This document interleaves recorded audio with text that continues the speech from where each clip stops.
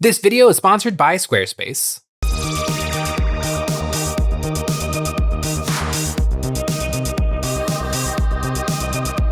Hey guys, Jay here. Welcome to Models Memories Weekly, episode 166. Models Memories is a show about nothing and is filmed in front of a live studio audience. This is a show where I talk about my painting, modeling, and wargame experiences from the week. Now you might be thinking to yourself, Jay, you put out 3 videos a week. How could I possibly have more to say? Well, I do, and here goes.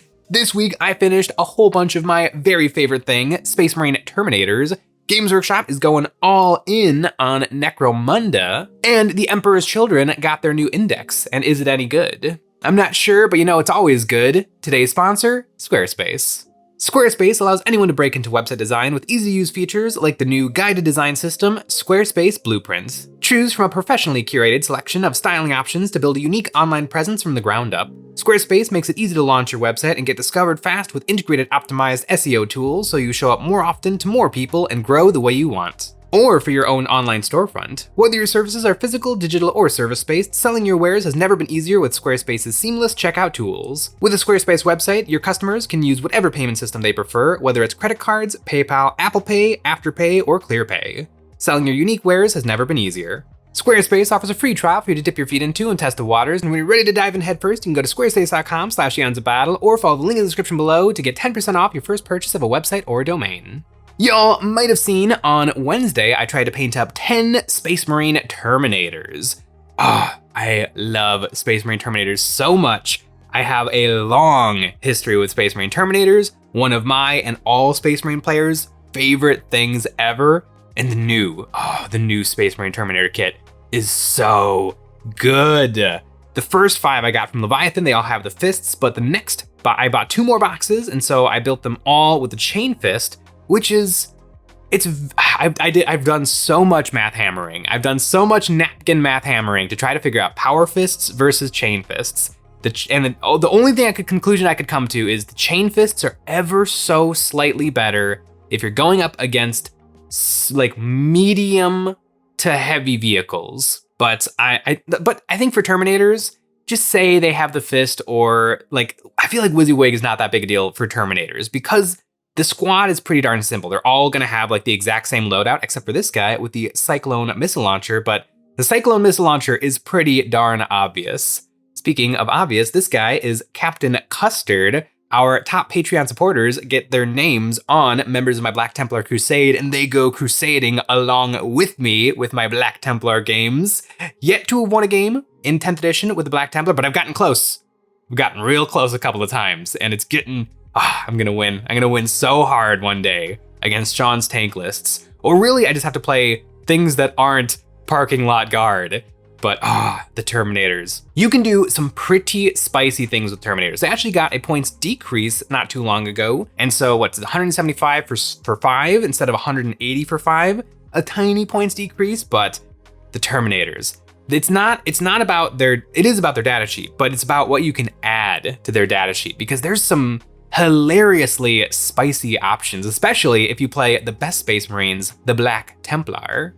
In the Black Templar, you can play Righteous Crusade and then take Vows. And if I take Uphold the Honor of the Chapter, not only does my entire army get 6 up Feel No Pain, which is really nice. Feel No Pain is such a fun rule because you get through the entire fighting, like shooting, fighting, damage, like saving throws, and then you're like, your opponent's like, I did 6 wounds. And then you're like, well, let's see if you really did 6 wounds. And then you roll more dice. And then it did turn out to be 6 wounds, but you got one more chance. And so a 6 up Feel No Pain is really nice. But if I spend 25 points on the Black Templar relic Tannhäuser's Bones, it becomes a 5 up Feel No Pain for the bearer and his unit, and it can be taken on characters that can be attached to the Terminators. So I can have Terminators with a 5 up Feel No Pain, and that is just delicious. Now, I was tempted to put Tannhäuser's Bones onto a captain in Terminator armor, but hilariously, there is one of the most obscure units in all of Warhammer, Ancient, in Terminator armor. It blows me away that this unit ended up in the Codex, because literally, Games Workshop only ever made 7 of this unit. It was the like limited edition character from Space Marine Heroes Series 2. I don't know, I assume it was sold outside of Japan, but I can't really find much evidence of that. Space Marine Heroes Series 2 came and went really, really fast, but that was the only place you could get a Terminator carrying a banner. And it was the limited edition within the limited edition blind bag set. It's wild how rare this model is, but it's really good. Ancients are in a tricky place in Warhammer. Like some armies like need them, and some armies like Space Marines who have way too many units usually don't. The normal Ancient is fine, but the Terminator Ancient is actually really good because he increases their objective control by 1. So I have objective control 2 Terminators, which is really nice. But if the squad he's in ever falls below starting strength, I get +1 to hit. And if it ever falls below half, which I hope it doesn't, because that kind of means the squad's mostly wiped, I get +1 to wound. +1 to hit is really good because it gives me the opportunity to maybe, my Oath of Moment target is something I plan to charge with my really nice power fists, but then I can also have +1 to hit on maybe like a guardsman or infantry squad that's just kind of hanging out. So I can dump all of my bolters and cyclone missile launchers into something and then charge something else and get the absolute most out of this, 470, almost 500 point unit. If you take 10 Terminators, the Captain, and the Ancient and Terminator armor, it becomes a big old brick of a unit. But I'm so excited to play it on the tabletop. And the Captain is no slouch either, which you can attach the Ancient and the Captain together into the same unit. That is legal. The Captain gives you +1 to charge, which is nice on Terminators, just to make sure I don't fail the charge, because close combat is like so much worse than shooting, and then you still have to make the random charge roll. And sometimes, I always try to really push to be like, I need to make a 3-inch charge on 2 dice. But sometimes you roll double ones and automatically fail. Even if you were closer than 2 inches, double ones is an automatic fail and they just sit there and do nothing. Oh, it's brutal. But with reroll, it's a little bit better, and you can spend 1 battle tactic stratagem on the squad for free, which is probably going to be Armor of Contempt to lower the AP coming at the squad by 1, which is really nice because this is a giant meaty brick that your opponent is probably really gonna want to like invest their best shooting thing into. And so if you can make that best shooting thing -1 AP, all of a sudden your 2-up save is looking real nice. So, I love Terminators. I love Terminators so much. I love stacking all the buffs and benefits I possibly can on the Terminators. 5-up Feel No Pain is really nice. And I just can't wait to do tons and tons, even if it's just Stormbolter shooting. I like doing Stormbolter shooting, especially when I get to charge afterwards with a really saucy little Terminator squad.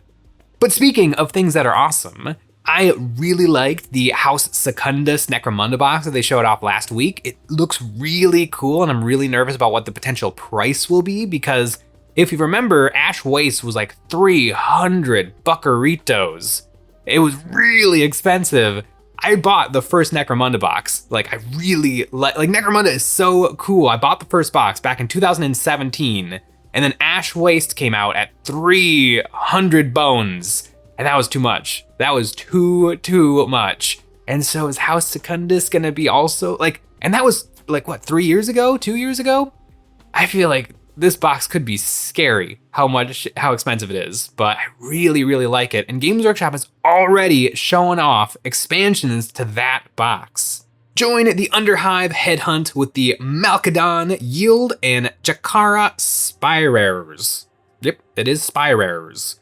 Okay, but I like them. They're really cool looking. They look like something straight out of Infinity by Corvus Belli, which I have a drawer full of Infinity models. I just haven't, I have so many games, in my order of operation on my painting desk right now. 40K is right on top, but then within 40K, I got my Death Guard, I got my Tyranid, I got my Space Marines, and I got my Gene Stealer Cult. I've got Grey Knight sitting in a box somewhere. I've got so much stuff, but then underneath that, I'm working on Relic Blade, I'm working on Moonstone, I'm working on Malifaux, and then underneath that is Infinity. I guess, and then underneath that, I also have a bunch of Necromunda teams. And I guess underneath that, I also have a bunch of Warcry teams. I don't like the words coming out of my mouth. This is scaring me a little bit, but I really like Necromunda and I really like Infinity. Haven't been painting Infinity. These guys remind me a lot of Infinity. That's where this tangent started.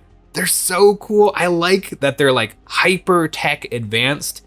It feels like it would be something really different to paint. They're not covered in like candles and purity seals. They're super high tech, Von Sari. They're kind of Von Sar, but then they're also House Jaundice, not Jaundice. It's House something with a J. But they're the like highborn nobles of the Necromunda planet, and then they put on mech suits and they just go hunt in the Hive Secundus, like destroyed, ruined, orbitally bombarded city. I really like them. I think they would be really fun to paint. I bet they'd be really fun to play. Apparently, the mech suits they showed off last week, they get 2. They're very expensive to take in a game of Necromunda, but they get 2 activations per phase instead of the normal 1, which sounds a little game breaking, but if they're expensive enough, then it just kind of becomes like, instead of you having 2 guys who are like 275 points apiece, you've got 1 guy who's like 600. Like, I think it could be nice and balanced. And it also depends on, these guys are meant for normal Necromunda play, but then they're also meant for the dungeon crawler, like game in a box thing that is Hive Secundus, which I actually am excited to try out because I've never done a dungeon crawler. So these guys look fantastic. It's so cool, like that we just got a ton of stuff revealed last week with the new box, and then already we're seeing like some more. Just give me more, Games Workshop. These guys are so neat. It looks like you get the flying guys. It says in the description that you get probably 2 paired bodies, and then, no, it couldn't be 2 paired bodies because they got different leg poses. It mentions they come with a lot of options, and so I wonder if you could take like 4 guys with wings, or if you could take 4 guys with claws, or if you could take 4 guys with the shield and the wrist sword. But yeah, I like these miniatures a lot. And because they're showing this off, I assume we're gonna get more Gene Stealer Necromunda stuff shown off, which I really like the Gene Stealer cult stuff too. For Necromunda, my favorite is Escher, and then probably after that is Goliath. Von Sar is a really interesting one. I didn't like Von Sar too much until they revealed the giant, weird spider mech suit. And I met a guy at Adepticon who had a breathtaking Von Sar collection. Literally, like indistinguishable from the box art. And if you've seen the box art for Necromunda, it's a step above the normal Games Workshop box arts. It was incredible. So seeing that definitely made me think Von Sar is pretty darn cool. But yeah, I really like these guys, especially the bird lady. And they just look neat. They look different. Kind of like, that's kind of what Ash Waste introduced with the bug riders and the vehicles, although apparently the vehicles aren't amazing depending on how you play Necromunda. Like if you play real Ash Wastes where you shove 4 kitchen tables together and you play across a massive board, it makes a lot of sense. But on a more typical board, you're kind of overspending for a little bit of extra movement, when usually you want to be a little cagey with movement in Necromunda anyway, because you have to shoot at the nearest closest thing. And so you got to be really careful about what you put near the enemy. But yeah, this stuff looks absolutely awesome. The box is going to be too expensive. I'm not going to buy it. I already have Necromunda stuff. I can't buy this box, but it looks really, really cool. But speaking of really, really cool, we got the index for Emperor's Children, and it is arguably not an index because it is 3 pages. Okay, it's 4 pages. My bad, everybody. 4 pages. But that doesn't. Lucius and the other guy are double-sided, so that's 1 page. But one thing that's a little sneaky with this index is for the Dark Pact rule, which is the normal Chaos Space Marine Army rule, it says, this ability is described in full in the army pages of Codex Chaos Space Marines. Which, yes, if you were going to use this index, you would have to buy a copy of Codex Chaos Space Marines, because this is 2 units. And so you would need that, or blah, blah, blah. You don't need that. You can find it. You don't necessarily have to buy the Codex. That's all I'm saying. You can play the game and not necessarily have to own a copy of the Codex. But yeah, they decided not to rewrite the rule in this so that you can't accidentally get it for free. I was kind of hoping that this would basically be like a free version of Codex Chaos Space Marines with just so I could look at all of the Chaos Space Marine indexes and see, or army sheets and see like how things stacked up or how things changed. But unfortunately, no. Games Workshop thinks you have to buy a copy of the Codex to get that information, but we'll see. The army rules don't look particularly exciting. The only thing that really jumped out to me is Lucius the Eternal. You must take, and he must be your warlord, which like I was probably gonna do, but then when you told me I had to, all of a sudden I don't want to. So that's a little bit interesting. But he has a shocking rule, a really cool rule. I like weird, wacky, flavorful rules in game, especially when they happen. Usually Games Workshop is pretty timid with them, like making you jump through a lot of hoops, and this one is definitely no exception. But Lucius the Eternal, he has a rule where if he is destroyed by a unit, that unit takes a morale check, and if they pass the morale check, they take D3 mortal wounds, and if they fail the morale check, they take D6 mortal wounds. And then, if those mortal wounds happen to have killed that squad that killed Lucius is set back up on the board with D3 wounds remaining. That is so many hoops to jump through that it is just not gonna happen. But I like the spirit of the rule. It would be really fun. And he can't join anything good. He can join Legionaries or Noise Marines, which don't necessarily want to get into close combat. Legionaries, a little bit more than Noise Marines, but this only happens in close combat. So that's another hoop that you have to jump through to get Lucius back. And then I feel like this is so random and so rare that this would ever happen. I feel like you get to put him back on the board with all of his wounds remaining. He's not even good. He's toughness 4, 5 wounds with a 4-up invuln save. Like that's not Mortarion coming back to life. That is a tiny bit better than a generic captain coming back to life. And he also gives the squad fights first. So it's gonna be really hard for him to die. Like he'll have to, he'll get charged or he'll charge. He'll fights first, then he gets punched back. His squad gets wiped and he dies. Then you roll your morale check, which they always pass. I don't get it. Like everything in the game kind of has bad morale, but every single time, and I play Tyranids, every single time I make my opponent take a battle shock test, they pass it. Every single time. It's ridiculous. But if they fail it and I roll really hot for the number of mortal wounds, Lucius could potentially die. Or the enemy unit could potentially die. Probably not, because maximum 6 mortal wounds, unless he's being charged by like an Evisor assassin or like a weird lone operative unit that you just never would really do that, then this rule triggers. It's so specific. It reminds me of the Parasite Immortrex, where there's a bunch of hoops to jump through and then you put down one Ripper Swarm base. And I wonder when Games Workshop playtests these sorts of rules, and I bet like, there's like 2 different types of rules, right? So sometimes it's like Captain gives you fights first. That's an easy rule. The math is already done for you. You just plug in one unit's points versus another unit's points to see if it's unfair or not. Where this type of a rule probably does take all day to write, because you have to do so much math to figure out what is actually going to happen. And so I wonder if they don't do the day of math to figure it out and they just put in a bunch of stipulations so that it basically doesn't happen. Because it's kind of also what happens with the Parasite Immortrex. Like, I like these really fun, interesting rules, but the Games Workshop gives you so many hoops that it just doesn't end up mattering. Now, the other thing you get special if you want to play Emperor's Children, which the big rumor is that we're going to get Emperor's Children sometime this year. And maybe I haven't read every single Warhammer community article, but I'm still a little iffy on like if that is going to happen or not, because they pulled them out and they made them their own index. But I almost feel like that was just to clean up Chaos Space Marines, so that it wasn't the Chaos Space Marine and Emperor's Children Codex. Like, I guess the door is open for them to do a new army for them, but there's not really any evidence they're going to. It'll have to drop out of the sky. I guess in their little sneak peeks that they do where they show off like a foot or one guy's knee, and then six years later, you get to see the revealed model. There have been some chaosy stuff, so it's possible, but I'm not necessarily holding my breath. But the Noise Marines is the other thing you get in this index. And also, weirdly, so apparently from Games Workshop, the Noise Marine is the single guitar guy.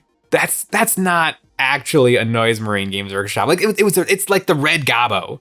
It'd be like if they used the red Gabo as a unit in 40k, and it's like, that's what you use if you want to use the sneaky git grot rule. And it's like, no, you just made that for Christmas. You just made this because it was cool to make one day on a whim. This is not, no one is going to rock up to the board with 10 of the same guitar Noise Marine guy. But as the Noise Marines go, they're regular Chaos Space Marines with Assault 3-shot bolters. They do get some good stuff with one Doom Siren and one Blastmaster, but it's kind of a okay shooting squad. Riotous Cacophony. In your shooting phase, after this unit is shot, select one enemy unit that is hit by one or more of those attacks. That unit must take a battle shock test. Battle shock test. Great. It's the lamest rule. It's the Tyrannid rule. You just take a battle shock test, and then they'll pass it, and then nothing happened. I feel like they didn't try that hard on the Noise Marines to make them unique or interesting. Their gun is a little on the wimpy wimp side.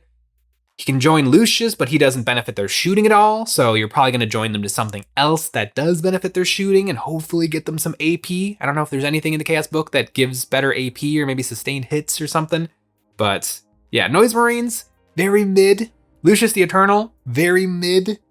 Maybe Emperor's Children in general, very mid, which is a little bit sad because they are the army of perfection. They have a problem of how perfect they want to be in their lives. Or I guess in their extra lives because they've been alive for 10,000 years. But yeah, Emperor's Children, so far, a little bit of a letdown, but I guess we will see what happens.